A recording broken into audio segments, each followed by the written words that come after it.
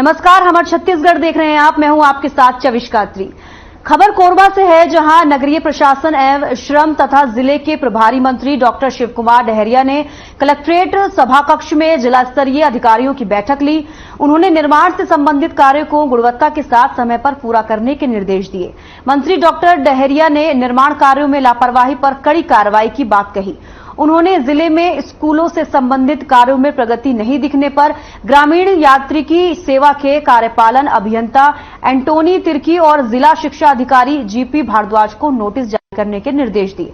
उन्होंने विभागवार योजनाओं की समीक्षा की। इसी के साथ उन्होंने जिले में शिक्षा व्यवस्था, स्कूलों में शिक्षकों की जानकारी ली और निर्देशित किया कि विद्यार्थियों के दर्ज संख्या के आधार पर पर्याप्त शिक्षक हो, ये सुनिश्चित किया जाए।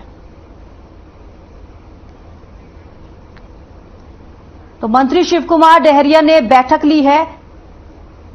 साथ ही आपको बता दें कि कलेक्ट्रेट में अधिकारियों की ये बैठक थी और कार्यों में लापरवाही पर कार्रवाई की बात कही गई है।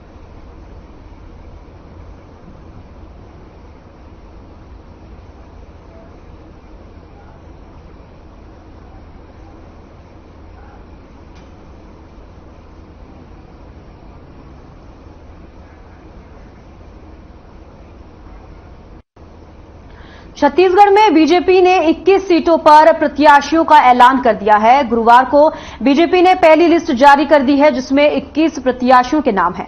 इसमें पाटन सीट से सांसद विजय बघेल को उतारा गया है। इस सीट से वर्तमान में मुख्यमंत्री भूपेश बघेल विधायक हैं। प्रत्याशी बनाए जाने के बाद विजय बघेल ने कहा है कि जनता के आशीर्वाद से कांग्रेस को फटकनी देंगे। तो वहीं बीजेपी द्वारा जारी पहली सूची में शकुंतला पोर्थे को प्रतापपुर विधानसभा से उम्मीदवार घोषित किया गया है, जिसके बाद हर खबर के संवाददाता ने बातचीत कर आगे की रणनीति को जाना है। मुझे ये पद 2021 में मिला था और 2023 में दोबारा फिर से मुझे इस पद में रखा गया। मैं भारतीय जनता पार्टी में 2003-04 में जनपद सदस्य का चुनाव लड़ करके आई थी और उस समय से लगातार मुझे पार्टी ने वहाँ रघुनाथ नगर, वाड़क नगर में भी महिला मोर्चा मंडल के पदों में रही और मेरे पास लगातार 2003 से लेकर के और 2023 तक बहुत सारे पार्टी के पदों के दायित्व रहे हैं। बलरामपुर में भाजपा की जो मेन बॉडी है उसमें जिला मंत्री का दायित्व भी 2 बार मुझे मिला था और मैंने निरंतर पार्टी का काम ईमानदारी से किया। जब भी हमें जो जिम्मेदारी मिली उसे निभाई और आज जिला अध्यक्ष का दायित्व मिलने के बाद आज भारतीय जनता पार्टी हमारे शीर्ष नेतृत्व ने मुझ पर भरोसा किया। कैसे आपको इस चुनौती को पूर्ण कर पाएंगे? क्या योजना है आपकी? ये चुनौती पूर्ण कर पाऊंगी। हमारे इस चुनौती में हमारे जो शीर्ष के हमारे नेता हैं, प्रदेश के, हमारे जिले के, मंडल के और हमारे पोलिंग बूथ के जो हमारे जाबाज कार्यकर्ता हैं, उनके दम पे हम लोग मैदान पे उतरेंगे और कांग्रेस की जो ये सरकार जो चल रही है जिसमें कि महिलाओं पे अत्याचार बढ़ा हुआ है, बेटियों पे अत्याचार हो रहा है, महिलाओं को रोजगार छीन लिए जा रहे हैं और युवाओं के साथ धोखा किया गया, प्रधानमंत्री आवास तक नहीं दिया गया गरीबों को, बहुत सारे इनके जो कृत्य हैं और किसानों को जो धोखा दिया इन्होंने, गोबर के झूठ मूठ के खाद दे करके परेशान किया, वो प्रताड़ित है पूरी जनता और इस सभी मुद्दों को लेकर के हम लोग जनता के बीच में जाएंगे और निश्चय ही जनता हमारा साथ है। का बहुत बहुत आभार व्यक्त करता हूँ कि जो इन्होंने क्षेत्र से ऐसी पढ़ी लिखी और सरल सहज महिला का चयन किया है जो हमेशा क्षेत्र में जनता के बीच में रहती हैं, हमेशा जनता के सुख दुख में आज से पहले भी वो सक्रिय रही और वो आने वाले इन्हीं उपलब्धियों के साथ हम उनके जो सरलता है इन्हीं सरलताओं के साथ हम जनता तक पहुंचेंगे और जो 5 साल में कांग्रेस की विफलताएं हैं, जिस तरीके से उन्होंने अनेक वादा किए पर किसी भी वादा का वो उन्होंने पूरा नहीं किया, इन वादों की जो विफलताएं हैं और हम अपनी जन घोषणा के साथ भारतीय जनता पार्टी जन घोषणा करने वाली है, तो उन घोषणाओं के साथ हम लोगों तक पहुंचेंगे और आने वाले समय में भारतीय जनता पार्टी के पक्ष में मतदान की आह्वान करेंगे और निश्चित रूप से 2023 में हम भारतीय जनता पार्टी की सरकार बनाएंगे। आप देखेंगे तो यहाँ पर गोबर घोटाला, यहाँ पर अब पीएससी घोटाला, कई घोटाले सामने आ रहे हैं जनता तरफ से और शकुंतला सिंह पोर्ते जी का नाम आते ही जनता में बहुत ही उल्लास है और क्षेत्र की जनता तय हो चुका है कि जीत सुनिश्चित है, इसमें कोई संशय नहीं है, जीत तय है और हम 100% भारी मतों से जीत दर्ज कराएंगे। अभी फिलहाल में वास्तव में जो हमारे पूर्व वक्ता लोग बोले कि अभी जो कांग्रेस की सरकार वर्तमान सरकार है वो कई ऐसे 36 वादे किए थे, लेकिन 36 वादे में उन्होंने एक भी वादा पूरा नहीं किया। इनके वादा के अनुसार देखिए जनता को ठगने का काम इन्होंने किया है, इन्होंने कोयला चोरी का काम करवाया है, इन्होंने गोबर घोटाले का काम करवाया है। और तो और आपको मैं क्या बता दूं महोदय, हमारे क्षेत्र में बहने वाली नदी का बालू तक इन्होंने बेच के खा लिया जी। ये सारी समस्याओं को हम जनता तक लेकर के जाएंगे और हमारे दीदी शकुंतला जी को भारी से भारी बहुमतों से विजयी बनाएंगे उनको, और शकुंतला दीदी को हासिल करा करके भारतीय जनता पार्टी का सरकार बनाने में हम कोई कसर नहीं छोड़ेंगे। प्रत्याशी का शकुंतला सिंह पोर्ते जी का ये नए उम्मीदवार हैं और नए उम्मीदवार का घोषणा होने के बाद हमारे क्षेत्र में काफ़ी उत्साह का लहर है जी। तो कैसे इनको चुनाव तक मतलब कि कहने मतलब पहुंचाएंगे इनको जीत के लिए? पार्टी का जो मोदी जी का योजना है उसको जन जन तक पहुंचाएंगे और शकुंतला पोर्ते जी को जीत दिलाएंगे। ब्रेक के बाद स्वागत है आप सभी का। विधानसभा में कांग्रेस ने संकल्प शिविर का आयोजन किया जिसमें सीएम भूपेश बघेल ने भी शिरकत की। कार्यक्रम में सीएम भूपेश बघेल ने वहां मौजूद लोगों को संबोधित किया। यह है कि भतीजावाद परिवारवाद नहीं चलेगा, इसका मतलब रमन सिंह की टिकट भी अब खतरे में दिखाई दे रहा है।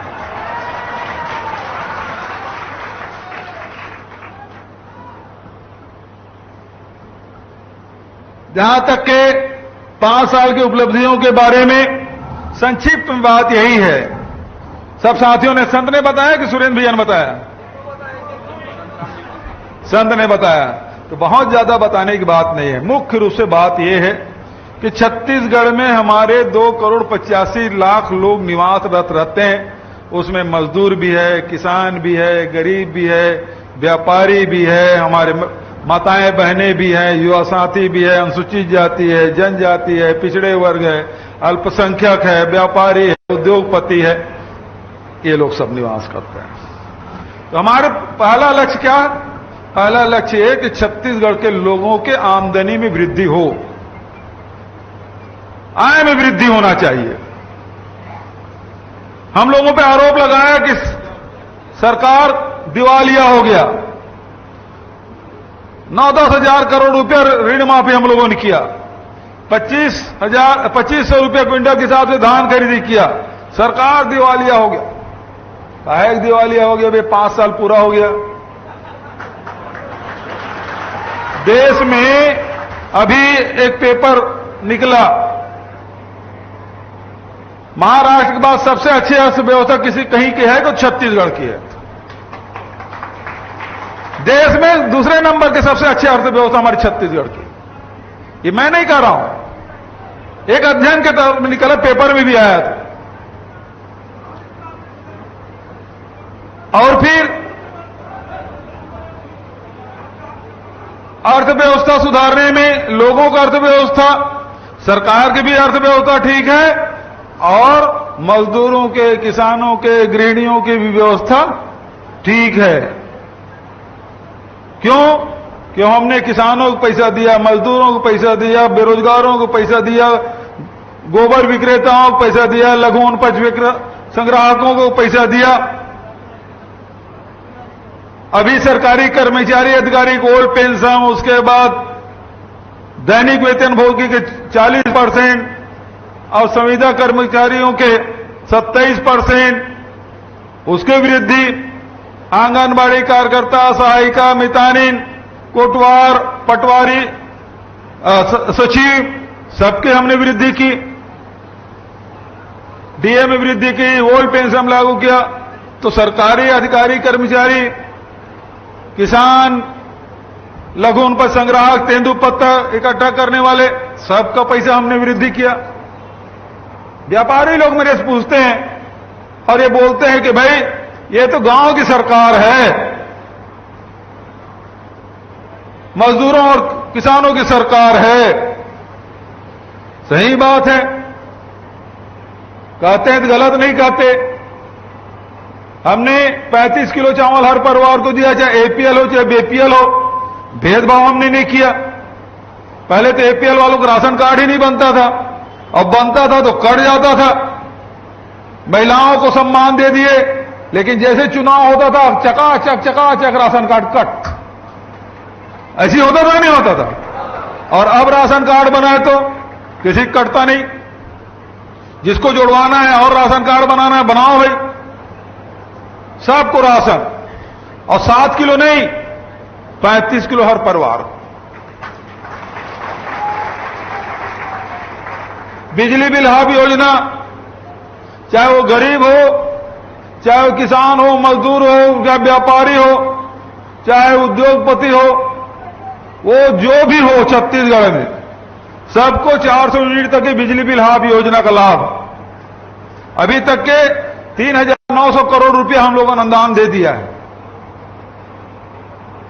तो ये राशन में अनुदान, बिजली बिल में अनुदान, उसके बाद धान का बोनस, गन्ना का बोनस, ये कोदो कुटकी रागी बोने वाले बोनस, अभी तक के 1,60,000 करोड़ से अधिक की राशि आम जनता के जेब में चला गया।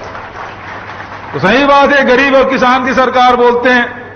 व्यापारी लोग मेरे पास आए थे, वो लोग सम्मान समारोह रखे थे। उन्होंने मुझसे पूछा कि भैया आप तो गरीबों के लिए कर रहे हैं, किसानों के लिए कर रहे हैं, हमारे लिए क्या? मैंने कहा बात तो सही कर रहे हो, आपको सीधा कुछ नहीं दे रहा हूं, लेकिन एक बात है, मैंने आपके जो ग्राहक है, आपके ग्राहक कौन है? किसान है, मजदूर है ना? उसके जेब में पैसा डालने का काम कर दिया। तो आज देश में कहीं मंदी हो सकता है, छत्तीसगढ़ में कोई मंदी नहीं है। उद्योगपति व्यापारियों के लिए भी हमने काम किया। धमतरी तो राइस मिल वाला जिला है, खूब राइस मिल। पहले 55 लाख मीट्रिक टन के मिलिंग नहीं कर पाते थे। धान मंडियों में पड़ा रहता था, सोसाइटियों में पड़ा रहता था, धान संग्रहण खरीदी केंद्र में पड़ा रहता था, धान में जर्मिनेशन हो जाता था। और जब से मैंने 120 रुपया क्विंटल किया rice miller, 107 lakh metric ton March के आखिरी में खत्म। अभी एक बोरा कहीं पे धान पड़ा मिलेगा नहीं। और फायदा क्या हुआ? 300 राइस मिल अलग खुल गए, क्योंकि अब आपकी सरकार ने 20 क्विंटल प्रति एकड़ खरीदने का फैसला कर लिया है। तब ये धान कितना जाएगा? 130 140 लाख मीट्रिक टन धान खरीदे होगा। मिलिंग कैसे होगा? जब तक मिल वालों प्रोत्साहित नहीं करोगे, उसमें कमाई नहीं होगी, तो राइस मिल क्यों डालेगा? इसलिए हमने बढ़ाया। और आज लगातार रोजगार भी मिल रहा है, व्यापार भी फल फूल रहा है। ये काम हमारी सरकार ने किया। तो ये आपने देखा होगा कि सरकार हर परिस्थिति में आपके साथ खड़ी रही। केंद्र सरकार हमको परेशान करती रही कि आप यदि समर्थन मूल्य से 1 रुपये भी ज्यादा दोगे तो आपका चावल नहीं खरीदेंगे। हमको घाटा लगा, हमने कहा घाटा सरकार को लग जाए तो लग जाए, लेकिन हमारे नेता राहुल गांधी जी ने 2500 रुपये की बात कही थी, हम 1 रुपया कम नहीं होने देंगे। 2500 रुपया दिया, धान को 1300-1400 रुपये में बेचा, आपसे 1900 रुपये में खरीदे। हम लोग खरीदे थे ना, और हम लोग बेचे 1300-1400 रुपये में। घाटा लगा, लेकिन आपको घाटा होने नहीं दिया, किसानों को। ये काम छत्तीसगढ़ सरकार, और अब तो 2640 हो गया भैया।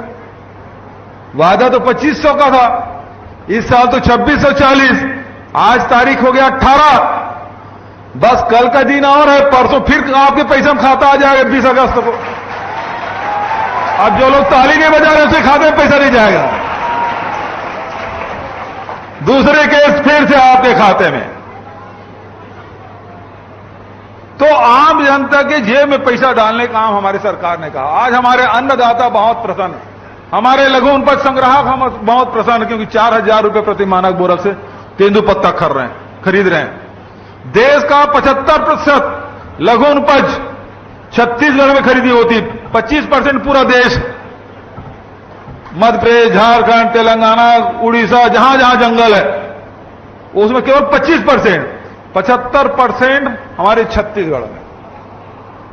इतनी बड़ी खरीदी, पैसा जा रहा है गरीब आदिवासियों के बीच में, लघु वृहत संग्राहक के जेब में, उसको अधिकार संपन्न बनाने का काम।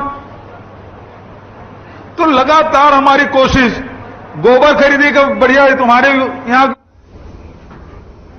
हमारे छत्तीसगढ़ में फिलहाल इतना ही। दीजिए इजाजत, नमस्कार।